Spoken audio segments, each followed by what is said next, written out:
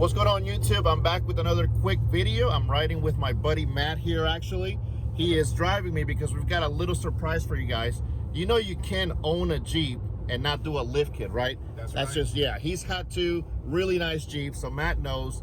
And he's been telling me every day that that thing looks horrible anyway. So I'm tired of hearing it. So what do? We got a little surprise for you guys. So we'll record as we pull up, but we've gone ahead and done a couple of mods to the Jeep.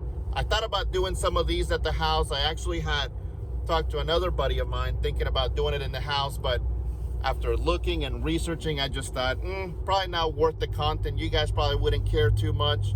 And I would spend about 8 hours, maybe 2 days doing that mod, so I decided against it. So we're driving up to the place, and I'll show you what the little surprise is, so stay tuned. All right, so that didn't quite work out like we had hoped that it would, because we got there and the Jeep wasn't ready yet. So I'm gonna show you what it looks like, but it has been actually a couple of weeks.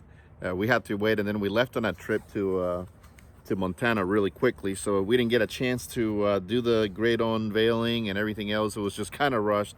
So when we pulled up, they were still working on the running boards and a couple other things, so we weren't able to get that nice cool video as you walk up, you roll up, and it's, you know, all there. So anyways, here it is. So are you ready? You guys remember the orange stock Sahara?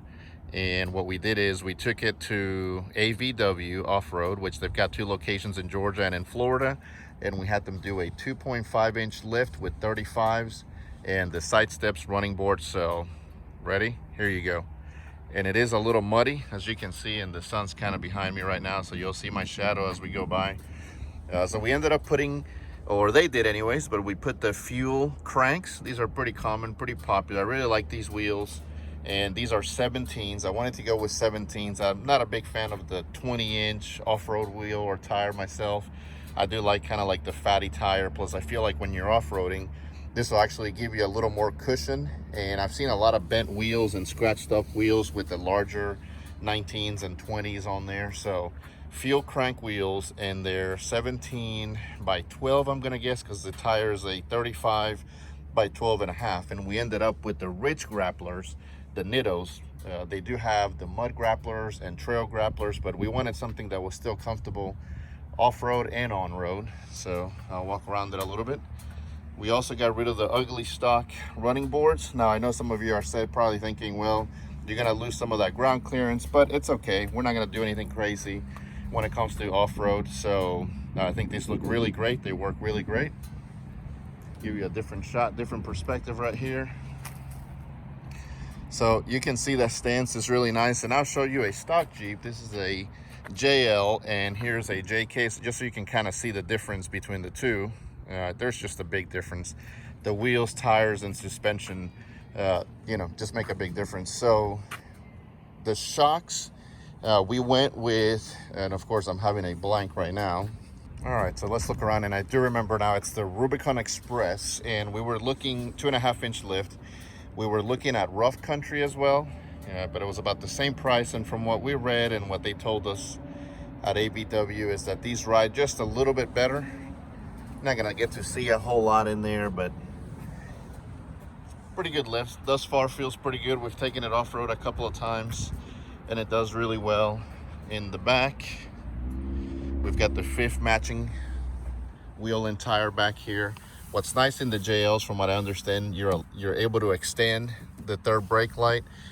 We did have to get, we went with just the SmittyBilt, which is the tire carrier.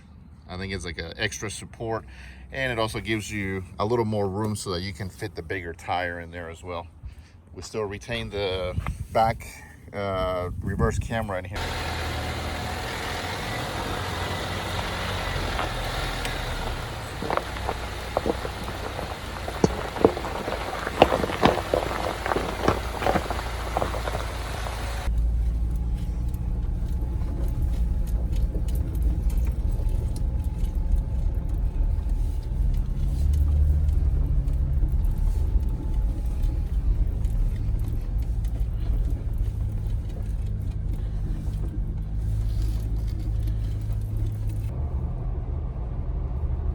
On road, as you can see, it is pretty quiet, because I know some of you are probably wondering. That's why I picked these tires, because everything I read about them, yes, you do still hear some tire noise. This is a soft top still after all. So you get some engine noise, wind noise, you get some road noise. But this is not any worse than the factory 18s that were on there. I'm not sure on the width. All right, well, there you have it. That is a small comparison, just so you could see with the little Jeep. The owners actually just walked up. It was just some random Jeep I saw, a little JK, but just wanted to give you an idea. As I was making the video, what mine looked like before, since I didn't have any reference video other than some of the videos I've been doing when I'm working on doing the headlights and things like that. But overall, really love the lift kit. You know, it makes a big difference. I was just talking to the Jeep owner as they walked up as I was recording, that one of the power line places that, you know, I've been to where we've taken this thing off-road, and by the way, we did check that it was okay. There's no properties that run up to it, like some areas where you have neighbors that their, you know, yards butt up to it, so they don't want to see people going back and forth. Anyways, in the stock Jeep, you know, I didn't need four-wheel drive or anything like that. I didn't get stuck, you know, so it isn't super extreme by any means. But I will say I did need four-wheel drive a couple times, and with these tires thus far, I mean, it's made such a big difference. I haven't even had to use the four-wheel drive a whole lot. Now you're probably thinking that's because you're not doing something that's you know, hard enough or whatever, and that may be the case, but there are some pretty muddy, deep areas there, and the tires just make all the difference in the world, in my opinion. Ridge Grapplers. I'm sorry, Ridge Grapplers. I've cut all that other crap out. But there's mud grapplers, there's ridge grapplers, I can't even speak, and there is trail grapplers as well. So Nitto has a pretty wide range of off-road tire that you can put and select for your vehicle. But we wanted something that's comfortable on and off-road, and it just drives really, really well on and off-road, and it's comfortable, it's smooth. We are going to take it back after 500 miles. AVW told us to bring it back so they can retorque some of the screws that might have gotten loose, and as the suspension settles and everything else, not a bad idea to give it another, you know, once over. So anyways, love it. Again, we didn't want to go anything extreme. This is my wife's Jeep. She daily drives this thing, so we didn't want to get anything too crazy. She still has to get in and out semi-comfortably, and I just think for what we use it for or plan to use it for, it's perfect. So again, if you're interested, it is a 2.5-inch lift Rubicon Express with the Fuel Krank 17 by 12 or 17 by, I'm not sure what the width, it might be 17 by 9 or 10, but the tires are 35 by 12.5, the Nitto Ridge Grapplers, and they're fantastic. They ride really well. I actually noticed, if you remember in some of my previous videos, I told you how I felt the wandering was just pretty wild to me. I've never owned a Jeep before, and it wandered quite a bit. I actually feel like we've lost a lot of that. You know, that I don't know if the tires or the new suspension, something helped enough to where I don't feel a lot of that wandering anymore. And so, you know, I felt like that helped some. So, you know, in the future, I don't know what other mods will do. I do know that when we're out on trail sometimes and it gets dark, more lighting would be really nice. Now, the LED lights that I did as far as the upgrade goes, that did help quite a bit. And now that I've got them adjusted and kind of aiming in the right place, they do light up the road a whole lot better. I do still wish I could have gotten that LED package from factory. That would have been a lot nicer, easier to deal with, but it is what it is. So that's that. So just wanted to give you a quick update. We really love the lift. I think it's working really well. And, you know, it's one of those things where I'm glad we did it, because now we have more ground clearance. It rides a little bit smoother. It's better off-road, and it just looks so much cooler.